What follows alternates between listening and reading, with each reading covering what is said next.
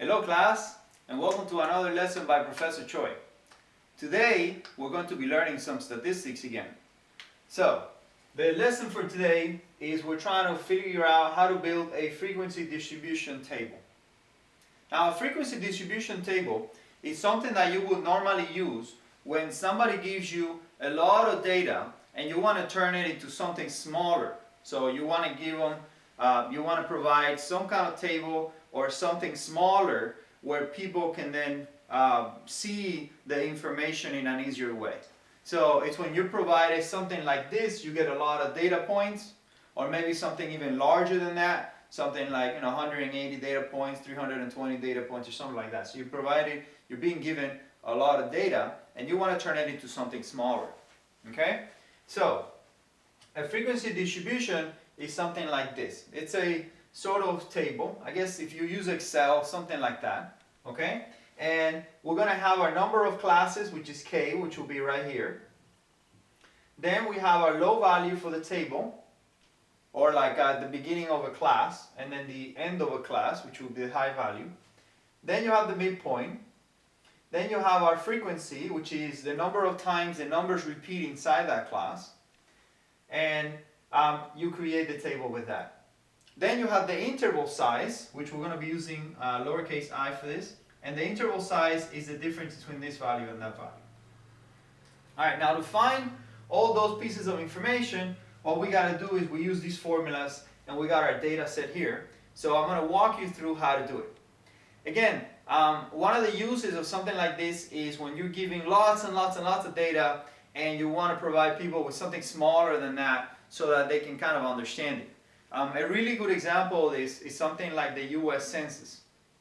So the U.S. Census is taken every decade in the U.S. As a matter of fact, it is one of those things that is on the Constitution, and everybody should reply to it when you get the census form.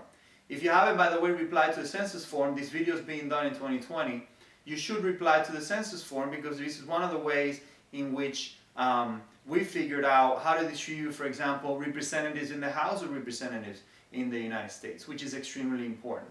Also, how to distribute money all over the United States. So it's a way in which the government learns how many people live in the U.S. So everybody should reply to that. Now, of course, the census is filled out by millions of households in the U.S. Therefore, we're going to get millions and millions of data points. So we need to turn it, a lot of the times, into something smaller. Okay? So, in any case, to find the K, we follow this particular rule here. It says 2 to the K is greater than n. To find the midpoint, we follow this formula here, high value plus low value divided by 2. And then to determine the interval size, we're going to do interval size has to be greater than or equal to highest value minus lowest value divided by K. Alright, so using our little example here, let's try to work out the problem and create our frequency distribution. Alright, so the following are student grades when they took a test. We need to create a frequency distribution. Now notice how we have grades all over the place. So 79 and 82, a 56, a 96, a 99, a 70, a 67, an 80, a 48, 85, 78, 70, 76, 85, and 90. So the grades are all over the place. Now let's try to turn that into a smaller, something smaller like a table, so we can maybe analyze the behavior of our grades. Alright. First thing we need to do usually in a lot of these problems is just to count the sample size or the population size, so basically the amount of people that we have. In this particular case, I'm using population because this is basically the entire class that took this test. So we got to count our n. Alright?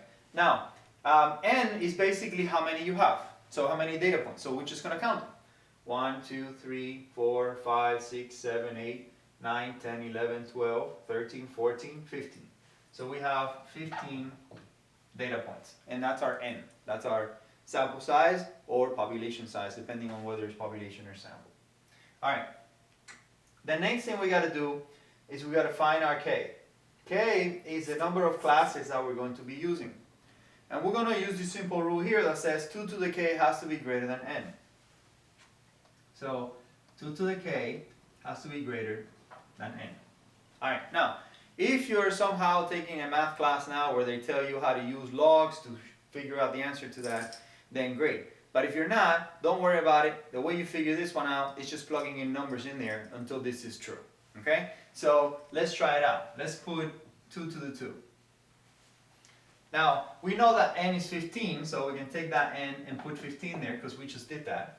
Now, if we do 2 to the 2, is that greater than 15? So we do 2 to the 2, the answer is 4. 4 is not greater than 15, therefore that doesn't work. Alright? What that means is that we cannot use 2 for k. We got to keep going. Now let's say we use 3. So now this is 2 times 2 times 2, which is 2 to the 3, 2 to the third power. And 2 times 2 is 4, times 2 is 8. 8 is not greater than 15, therefore it doesn't work either. Let's try 2 to the 4th. Alright? Now 2 to the 4th power is 2 times 2 times 2 times 2.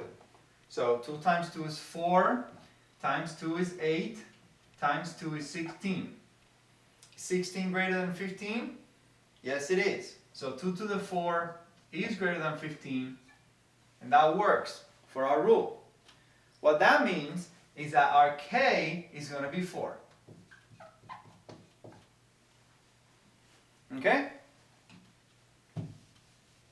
Alright, so we just got our k equals to 4. Alright, next step. We need to determine our interval size. Now, in order to determine the interval size, and the interval size is going to be the length between this and that, we're going to be doing interval has to be greater than or equal to the highest value on the data set that we have here, minus the lowest value on the data set that we have here, divided by the k that we just determined. So, to determine our interval size, we got to do greater than or equal to highest value in our data set minus lowest value in our data set divided by k. Okay? So, our interval size is going to be greater than or equal to, we got to look for the highest value in the data set. Notice the highest value is 99. So we're going to put that one as our highest value. Then we're going to subtract the lowest value in our data set. Lowest value is 48. And then we're going to divide that by k, which we just determined, and it's 4. Alright? So let's do this.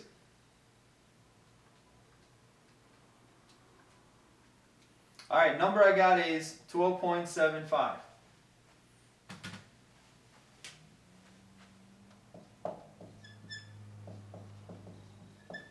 Now, 12.75, by the way, would work, but it's easier to put numbers that have like zeros or 5s in it. It's just easier when you're basically like putting data together.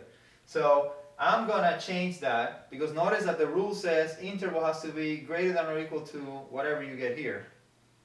So in this case, I'm gonna turn it into 15. Interval has to be greater than or equal to 15.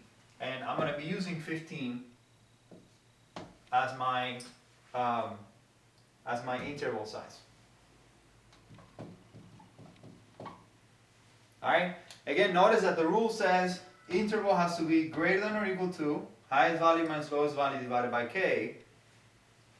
12.75 is the solution to that, so that's equal to, but I want a number that has either a 0 or a 5 on it in the end because it's easier to like visualize those. Okay? So I'm going to be using interval 15. Alright. So now we can start pretty much our table. Okay? So let's start building our table. What we're going to do is we're going to start with the first number kind of like at the lower end of the table, and we have to make sure that we move. Alright, we have to make sure that we have inside our table the lowest value, okay?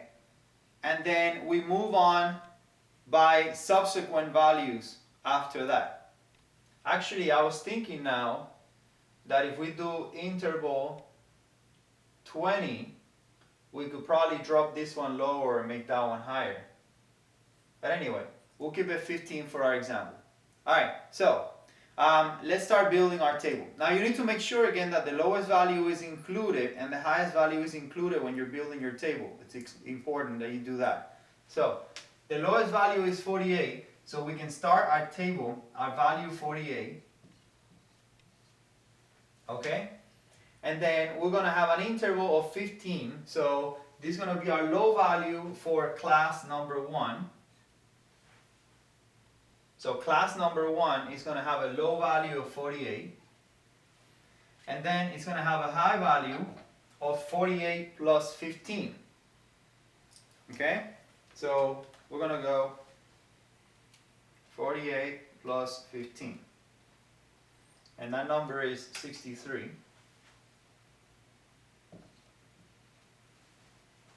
Okay? Alright. The next thing we got to do is we got to drop this high value and put it over here. So now for the second class, we're going to be at 63. And then we're going to add to that 63 the interval again. So we're going to go 63 plus 15, which is the interval that we selected. We got 78. Okay? Then we're going to take this number again, drop it down here. And we're going to add the 78, 15. That's going to give us 93. And then for our fourth, we can take the 93, bring it down again. And then we're going to add 15 to that. And we got 108. Good so far?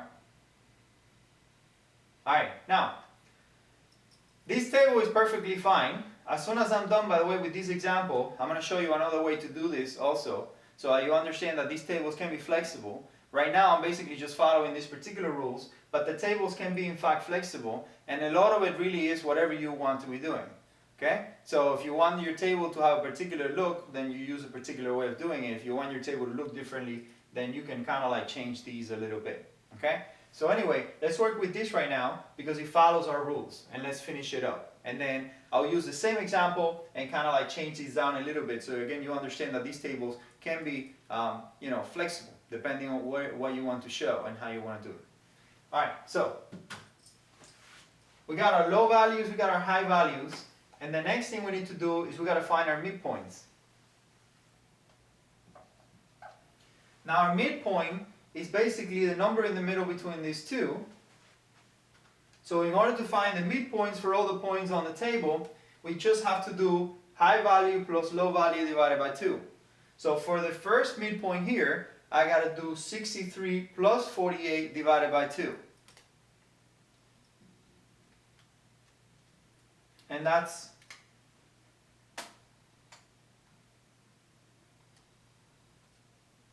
okay, 6048 divided by 2. There you go. So that number is 55.5. To find the midpoint for the next one, we got to do 63 plus 78 divided by 2. I got 70.5. To find the midpoint for this one, we got to do 78 plus 93 divided by 2. And to find the next one, we got to do 93 plus 108 divided by 2. Now the number that you see there is the number smack in the middle between the low value and the high value. So it's kind of like the number right there in the middle between the low value and the high value in our classes. The next thing we got to do is we got to find the frequencies. Alright, a frequency is just a count. So what we're doing is we're counting how many times the data set that we have is inside the values that we have established for high and low. Okay? So let's do it here. All right.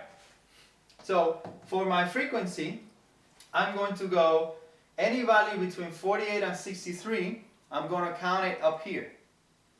So we got 48, that's included. I'm going to put a line there. So we did 48. Then another value included between 48 and 63. Let's see, 56.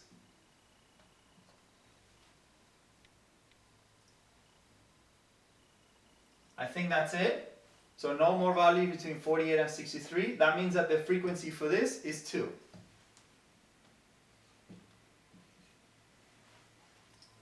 Okay? Alright. The next set, now notice how 63 may be a value here, and we don't want to count it twice. So you want to make sure that if you count 63 at the top, you don't count it at the bottom. So what I'm going to do is I'm going to say any value greater than 63 is really what I'm going to count here. So I'm going to say it's 63.1 or higher is really what I'm counting here. So in this case, 64. Okay? So anywhere between 64 and 78, I'll count on the second one. So between 64 and 78. Okay, right there we got the 70. We got 67. 78 we're going to include here, so I'm counting that one as well. We got 70. We got 76. And there you go. I think that's it for this class. So we have 5 in our frequency for that class, for class 2. Alright, then we got to count any value between 78.1, again greater than 78 because I'm counting 78 on class 2. So now we're going to go anywhere between 78.1 or to 93 or greater than 78 all the way to 93. So 79, 82, 96, no, 99, no, 80, okay, yeah, 80 goes in that class. 85, yeah, 85 goes in that class. 85 here, we got another 85, that goes in that class as well. And then 90 goes in that class as well. So now we have 6 frequency in that one. Alright, the next one, we got to count any value between 93 and 108. If we did our job right, it's basically whatever's left. So 96, 99, nothing else. So we got 2 values. Alright, now how do you know that you did this right? Well, the easiest way to know is because the frequencies have to add up to that n. Alright, so let's do that. So 6 plus 2 is 8, plus 2 is 10, plus 5 is 15. There you go. We got a 15, we count all our n, and we have our frequency table. Alright, now let's make our frequency table a little prettier. Let's put it back here. Okay, so we're going to go 48, 63, 64, 78, 79, 93, 94, 108. Midpoint is 55.5.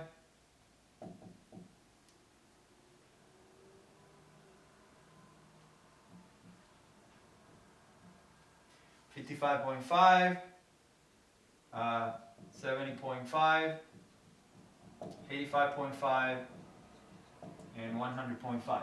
Okay? Now we got our frequencies.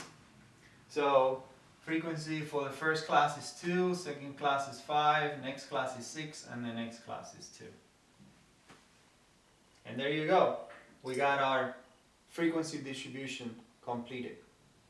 Alright, now let me teach you that a lot of these frequency distributions can actually be changed a little. And again, what you want to, the real point of stuff like this is to show the data to people in a way in which they would understand it. So for example, I don't know if you've ever seen a lot of these data sets that they present to you where they say, well, this is the income sizes in the US, and they got like a low value and a high value and a mid value. So it looks like this. But they usually use numbers that like start with a 0 and end with a 0. And it makes a lot of sense because you don't want to be like, well, between 48 and 63. All right? So even though a lot of those rules comply with our rules here, it's a lot easier to kind of like come up with something that you and I would understand a heck of a lot easier. Okay? So let's kind of be flexible about this and change our table. You guys ready? So again, we're changing our table right now. We're doing same data set, but slightly different table. All right.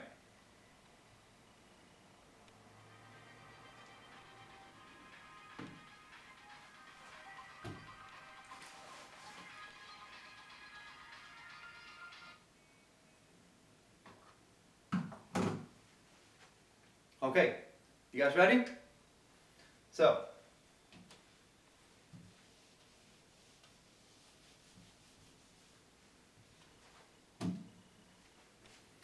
now, we already got these, so we're good to go, but I don't want to start with a number like 48, because a number like 48 is not like a good place to start a table.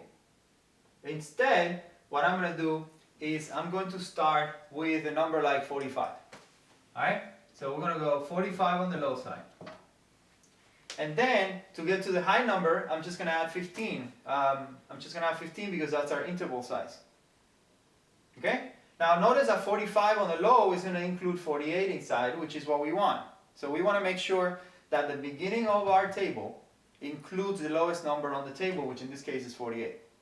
Alright? So, we're going to start with 45. And then after that, we're going to add 15 to get to the high value. So we got 45 is 60.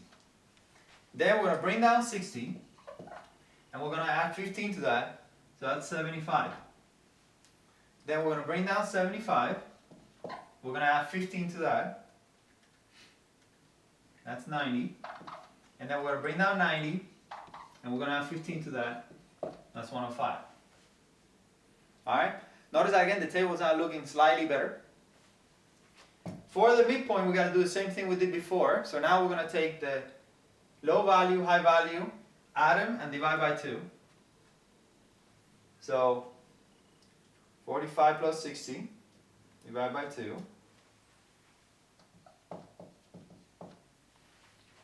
60 plus 75, divide by 2. 75 plus 90, divide by 2. And then 90 plus 105, divide by 2. Alright, so for our midpoints, we have 52.5, 67.5, 82.5, and 97.5. Now to find our frequencies, we have to go count again like we did before. So frequencies is how many times the value is repeated. We're going to start at 45 and we're going to end at 60 in this case. So any number between 45 and 60 we're going to count. We got 48, that's 1. Okay.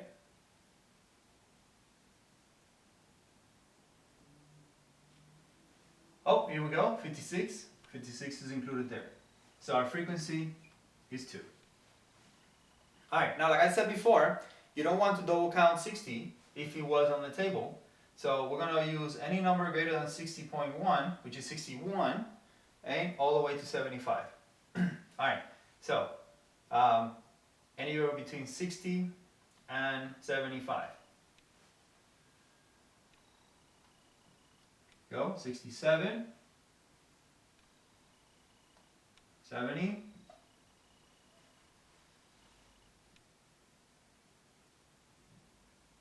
oh, here we go, we got a 70 here.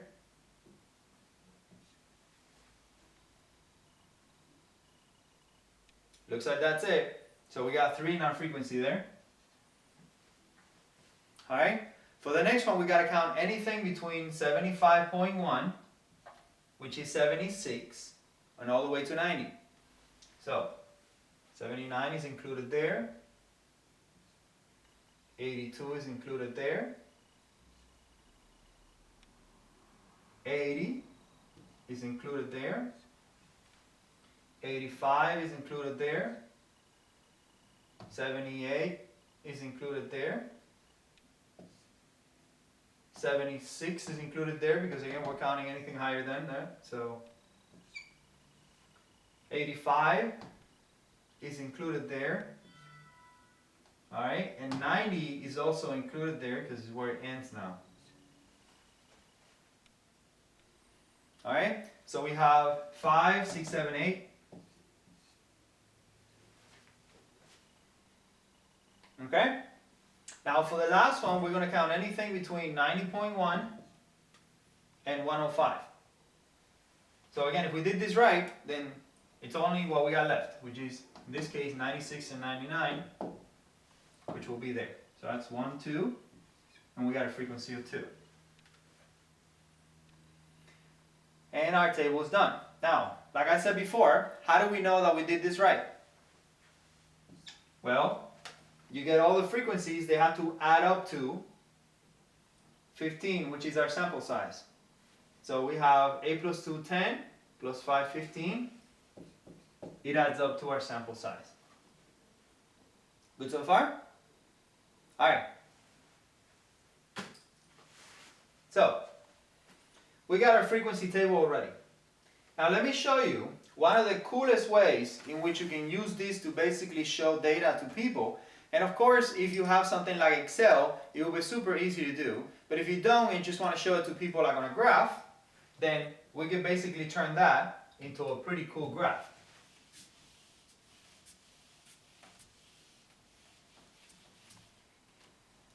Alright, so what can we use this for? Well, let's build a histogram.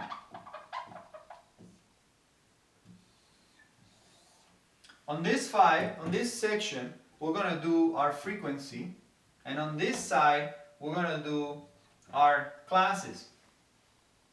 The first class is going to be anybody between 45 and 60. Now, how many people score between 45 and 60? 2 people. 2. Alright, now how many people score between 60 and 75?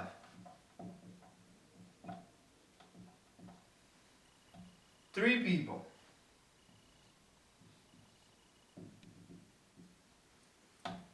Alright, how many people score between 75 and 90?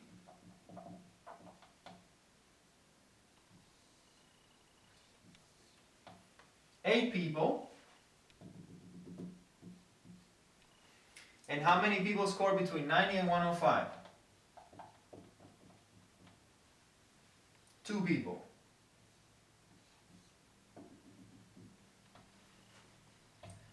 Alright, imagine that somebody asks you, what is the most common grade in your class? You would say, most of my students score between 70 and 85. And welcome to the purpose of building a frequency distribution and how to use it.